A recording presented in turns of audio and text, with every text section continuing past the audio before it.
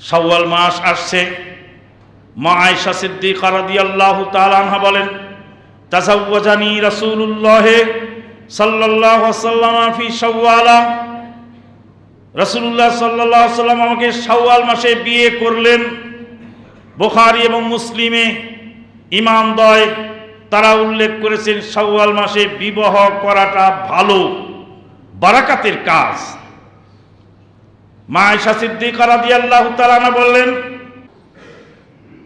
রাসূলুল্লাহ সাল্লাল্লাহু আলাইহি ওয়াসাল্লাম বলেন, রাস্তা দিয়ে মানুষ চলে, সাদাকার নেকি রাস্তায় রাস্তায় পড়ে থাকে।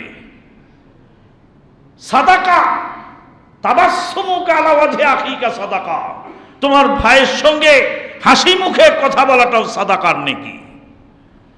একজন লোক বুঝাটা উঠাতে পারছে না, মাথায় উঠায় দাও, সাদাকার নেকি। একজন অসহায় মানুষকে রাস্তায় পার করে দাও, সাদাকার নেকি। একজন মানুষকে পথ দেখিয়ে দাও, সাদাকার নেকি। একজনের গাড়িকে ধাক্কা দিয়ে উঁচু জায়গায় উঠিয়ে দেওয়া, সাদাকার নেকি। দুইজনের মধ্যে গোলমাল চলছে, মীমাংসা করে দেওয়া, সাদাকার নেকি। সাদাকার নেকি রাস্তাঘাটে সারা জীবন আপনি সাদাকা করতে থাকছেন। যার পয়সা আছে সেও সাদাকা করবে, যার নাই সেও সাদাকা করবে। পয়সা নেই, আপনার গায়ে শক্তি আছে, লোকটা গাড়িটা উঠাতে পারছে না উঁচু জায়গায়, ধাক্কা দিয়ে উঠায় দে। আপনার গায়ে শক্তি আছে, লোকটা বুঝাটা মাথায় উঠাতে পারে না, উঠায় দে। আপনার সময় আছে, লোকটা রাস্তা চেনেন, একটু আগায় দিয়ে আসে। বৃদ্ধ মানুষ রাস্তা পার হতে পারছে না, হাত ধরে রোডটা পার করে দেন, সাদাকার নেকি। তার মানে হলো যে রমাজান চলে গেছে, ইবাদত বন্দেগী বন্ধ হয়নি, ইবাদত বন্দেগী চালু আছে। হজের মাস চালু হয়েছে, ঝগড়া ফাসাদ বন্ধ হয়ে গেছে বিশেষভাবে। দুঃখজনক হলো সত্য, আজকে আমাদের গোলমাল বাড়িতে স্বামী স্ত্রী চলে। একজন যুবক পার্কে নিয়ে তার স্ত্রীকে লাথি দিয়ে ফেলে দিল। ও যুবক, ভালো করে শোনো, এই অসহায় নারীর সামনে বীরত্ব প্রকাশ করা তুমি একটা কাপুরুষ, অযোগ্য। তোমার স্ত্রী ভুল করতে পারে, তাকে সংশোধন করো, তাকে স্নেহ দিয়ে, ভালোবাসা দিয়ে, মায়া দিয়ে, মমতা দিয়ে আগলিয়ে রাখো। রাসূলুল্লাহ সাল্লাল্লাহু আলাইহি ওয়াসাল্লামের স্ত্রীগণ মাঝে মাঝে আল্লাহর নবীর সঙ্গে জোরে জোরে কথা বলতেন। ওমরে ফারুক রাদিয়াল্লাহু তাআলা আনহু, যার দাপটে ইবলিস শয়তান আর এক রাস্তায় দিয়ে যেত, তার স্ত্রীও তার সঙ্গে মাঝে মধ্যে একটু কথা বলতেন। বলতেই পারে, স্বামী স্ত্রীর আন্ডারস্ট্যান্ডিং যদি না থাকে তাহলে কেমন হলো কাজ। সম্মানিত উপস্থিতি, রমাদান মাস চলে গিয়ে শাওয়াল মাস আসছে। মা আয়েশা সিদ্দিকা রাদিয়াল্লাহু তাআলা আনহা বলেন, তাজাওয়াজানি রাসূলুল্লাহ সাল্লাল্লাহু আলাইহি ওয়াসাল্লাম ফি শাওয়াল। রাসূলুল্লাহ সাল্লাল্লাহু আলাইহি ওয়াসাল্লাম আমাকে শাওয়াল মাসে বিয়ে করলেন। বুখারী এবং মুসলিমে ইমামদ্বয় তারা উল্লেখ করেছেন শাওয়াল মাসে বিবাহ করাটা ভালো, বারাকাতের কাজ। মা আয়েশা সিদ্দিকা রাদিয়াল্লাহু তাআলা আনহা বললেন, রাসূলুল্লাহ সাল্লাল্লাহু আলাইহি ওয়াসাল্লাম আমাকে শাওয়াল মাসে বিয়ে করেছেন। কেন বললেন এই কথা? জাহেলি আরবের প্রথা ছিল, শাওয়াল মাসে বিয়ে করলে স্বামী স্ত্রী বনি বনা হয় না। আমাদের দেশেও আগে নিয়ম ছিল, কার্তিক মাসে বিয়ে হয় না, ভাদ্র মাসে মেয়ে বাপের বাড়ি থাকবে, অমুক মাসে অমুক হবে, আশ্বিন মাসের শেষ তারিখের নাম গাস্সি, সেই গাস্সিতে কোনো ভালো কাজ হয় না, কার্তিক মাসে বিবাহ করলে বরকত হয় না, অমুক দিনে এই কাজ করলে এটা হয় না, সেটা হয় না। জাহেলি আরবে এই প্রথা চালু ছিল যে শাওয়াল মাসে বিয়ে হলে স্বামী স্ত্রী বনিমানা হয় না। মা আয়েশা সিদ্দিকা রাদিয়াল্লাহু তাআলা আনহা সেই জাহেলিয়াতের মুখে কুঠারাঘাত করে, পদাঘাত করে গোটা বিশ্ববাসীকে জানায় দিলেন যে আমি নবীর সবচেয়ে প্রিয় পাত্রী ছিলাম, নবীর প্রিয় পাত্রী ছিলাম, আমার বিয়ে শাওয়াল মাসে হয়েছে।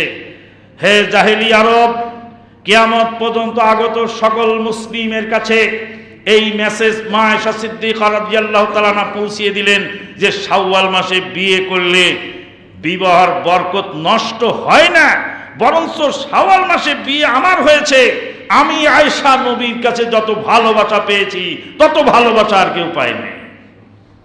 মা বোনের একটু মনোযোগ দিয়ে শোনেন।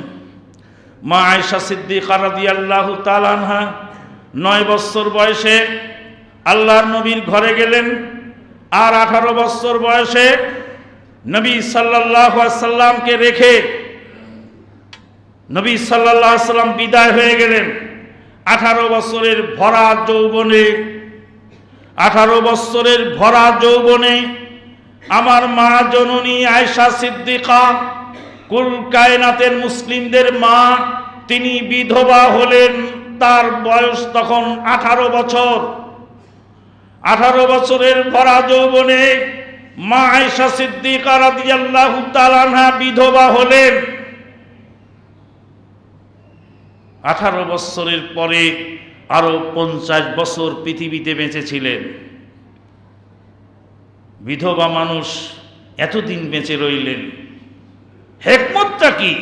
হিকমত হলো এই 9 বছর নবীর কাছে যা শিখেছিলেন, 9 বছর নবীর কাছ থেকে যা নিয়েছিলেন, 50 বছর যাবত তামাম পৃথিবীর মুসলিমদের জন্য তিনি বিতরণ করলেন। 50 বছর বেঁচে থেকে 68 বছর বয়সে মদিনায় ইন্তেকাল করলেন। মদিনার বাকিউল গারকাদে মা আয়েশা সিদ্দিকার লাশ রাখছেন কবরে। তারই আপন বোন আসমা বিনতে আবি বকর সিদ্দিকের ছেলে আব্দুল্লাহ বিন জুবায়ের রাদিয়াল্লাহু তাআলা আনহু আর উরওয়া বিন জুবায়ের খালামনির লাশকে কবরে রেখে বলছেন, আল্লাহ, জগৎবাসী শুনে রাখো, মদিনার এলেমের ভান্ডারকে আজকে মাটির তলে চাপা দিয়ে গেলাম। আমার খালামণি খালুর বাড়িতে ছিলেন, পেট ভরে জবের আটার রুটি কোনোদিন পান নাই। গোশত যেদিন জুটেছে সেদিন জবের আটার রুটি জোটে নাই, জবের আটার রুটি যেদিন জুটেছে গোশত হয় নাই। ভাগ্নে উরওয়া বিন জুবায়েরকে বলছেন, উরওয়া শোনো, রাসূলুল্লাহ সাল্লাল্লাহু আলাইহি সাল্লাম রুটি আর গোশত পছন্দ করতেন, কিন্তু দুইটা একসাথে আমার হয়নি কোনোদিন। নবী ইন্তেকাল করে গেছেন, জবের আটার রুটি বানিয়ে নবীর হাতে তুলে দিতাম। আমাদের বাড়িতে চালনি ছিল না। সহিহ মুসলিমের হাদিসে বলছে, লাইসা ফি বাইতিনা বুয়ুতিনা মিনখুল। মিনখুল মানে আটা চালা চালনি। মুসলিম শরীফের হাদিস। আমাদের বাড়িতে আটা চালার চালনি ছিল না। বলছে, খালামণি আটা কিভাবে চালতেন? বলে, আটা কোনো পাত্রে নিয়ে ঝাড়া দিতাম, উপরে সাবরাগুলি ফুঁ দিয়ে উড়াই দিতাম, আর বাকি সাবরা সুবরা যেটুকু থাকতো ওর মধ্যে চাপটি বানায় সাইয়্যিদুল মুরসালিনের হাতে দিতাম। 2 মাস পার হয়েছে, নবীর চুলায় আগুন জ্বলে নেই। 2 মাস পর্যন্ত খেজুর আর পানি খেয়ে আমরা জীবন ধারণ করেছি। সেই খালামণি বিদায় হয়ে চলে গেলেন।